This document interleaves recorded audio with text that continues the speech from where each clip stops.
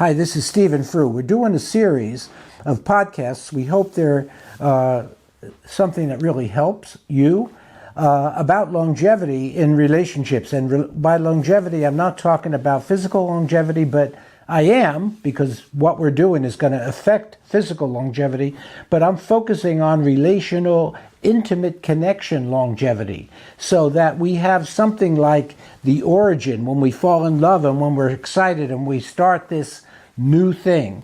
We have that. And then in the culture, within 10 or 12 years, divorce is starting to happen at a alarming rate. So I think couples divorce because they don't know what to do. They don't know what to do with what's happening. She doesn't want sex with me anymore, he says. Or she says, I wonder if I married the right guy. Or we never really talk. You know, Stephen, in here we talk, but Bob and I never really talk about important things. I don't know how to do that. They have complaints about each other, but they don't know what to do. And their relationship, in a lot of situations, on certain indicators, their relationship is fine. They got money in the bank, or they invested money. They're halfway through paying off their mortgage. Their children are growing up successfully or playing sports or whatever. They're doing good in many ways, but in the area of intimate connection, of actually sitting in a restaurant together on Friday night and wanting to talk to each other about something that other than their problems, about something other than the news. Or ain't it awful what's going on out there? They want to talk to each other in terms of discovery. So I'm an old guy, and I was raised with songs in the 40s, 50s, and 60s. And in the 40s, there was a song by Frank Sinatra. Another bride, another groom, another sunny honeymoon, another season, another reason for making whoopee. A lot of shoes, a lot of rice. The groom is nervous. He answers twice. It's really thrilling. This cat's so willing to make whoopee. Then he goes, picture a little cottage out where the roses bloom. Picture that same sweet love nest. See what a year can do. He's washing dishes and baby clothes. He's so ambitious. He even sews. But don't forget, folks, that's what you get, folks, for making whoopee. Now that song, of course, we all who've been married know the wisdom in that song. You go from, wow, I love the way she kisses, to, wow, she doesn't seem really that interested in me. Wow, he comes home and he goes right to the TV. We have complaints and we have observations that describe our declining connection, intimate connection. I'm not just talking about intercourse when I'm talking about an intimate connection. I'm talking emotionally, spiritually, psychologically connecting to each other. Now that song was replaced 20 years later with another song by Sinatra, who said, I did it my way. He said, I regrets I have a few, but then again, too few to mention. I did it my way. That song points to self-realization. That's what it's about. Now, between that love's origin, that early moment when we knew love and we knew the delight and the excitement of being so close to another human being and loving their presence and being, another song from the 60s, On the Street Where You Live, the towering feeling of just knowing that I'm coming close to you.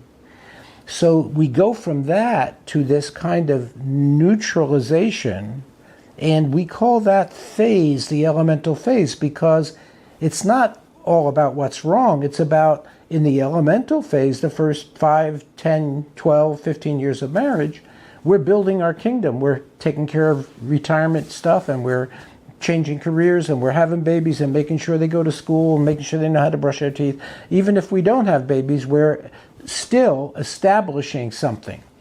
Now, somewhere after about 10 or 12 years, elemental, we start to ask these questions more seriously, and we do that because we notice that we went out to dinner last night and we really didn't talk about anything. And we left the restaurant, we paid for the bill, and she was kind of silent on the way home, or I was kind of silent on the way home. And we get home, we go to bed, we might even make love, but it's not like we made love 10 years ago. And so we start to say certain questions. Some of these questions can lead to divorce, but if we're conscious, they don't have to. That's the point of this whole series. If we claim what we started out and let that inform what we're doing now, 10 or 12 or 15 years in, we have a chance to rebirth our relationship. So the questions, did I marry the right guy? Or why is she indifferent to me? Or, gee, I'm looking in the mirror, maybe I ought to go to the gym, maybe I ought to get in shape. A whole bunch of questions, those are really good questions. Now, if you want to get your hands around those questions, go you get yourself a copy of The Wizard of Oz and rewatch it. Because in The Wizard of Oz, Dorothy has a mission. And her mission is to get back, God only knows why, to get back to Kansas. But she gathers around her some heroes, the Straw Man, the Tin Man, and the Cowardly Lion, and they go down the yellow brick road on their quest to meet the wizard who is going to answer their most pressing questions. And that's what the belief system is at the beginning. The answer is out there. It's in the wizard. It's in the Emerald Castle. Emerald is associated with wisdom in ancient times, emerald jewelry. So they know what they want to do, and they're afraid to do it, and they go through a bunch of adventures. Kind of a fun movie to rewatch. Now, they get to the wizard, and the Emerald Castle is big and imposing, and they go in the door, and there's a thunderous voice. Who dares? Who dares to come in here? And they're trembling with fear, this mighty wizard in the Emerald Castle. Toto is the little dog that goes along with them, and Toto's just wandering around like dogs do, and he knocks down a screen, and the screen is hiding the wizard. And the wizard's standing at a mic. He's an old guy. He's kind of stooped, gray hair, and he's turning a crank that makes his voice amplified. And Dorothy is furious. She says, "You're not a wizard at all." And he says, "Well, I try to help. I try to help out. But I'm going to give you guys something that you didn't know you needed." And then he gives them his gifts. If you think you're stupid, he gives that guy a diploma. I think that's the Scarecrow. If you think you don't have a heart, he pins a little plastic heart. I think that's the Cowardly Lion, maybe. And he gives them, he says, look, in this world, this is what the world offers. They credential you. And a diploma credentials you, or a heart worn here, that credentials you. He says, you've had it inside you all along. And I'm just recognizing it. So what happens to them at that point is they recognize that their questions, having been focused on something outside of them, do we have enough in our retirement plan? Are we going to expand the house and redecorate the bedroom? Am I going to get that new car that I've always wanted to get? Am I going to be going to the gym and get the body I've always wanted and needed? And so on. Outside, the projection is outside of you. You go from that to the wizard turns him around and says, what you're looking for is inside of you. It's always been inside of you. It's inside of you now, and that's where your work is.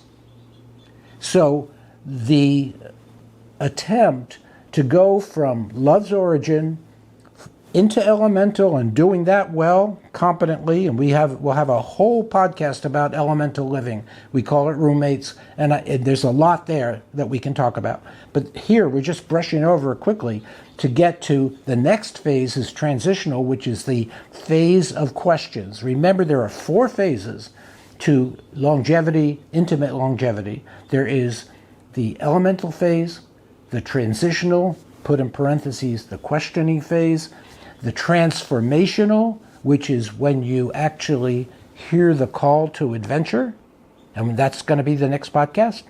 And the last phase is legacy, Simon Sinek, your why are you here, what do you leave? Okay? So that's how this kind of structuring or outlining of the process works. And we're going to look at each of those phases in depth. Thank you for listening.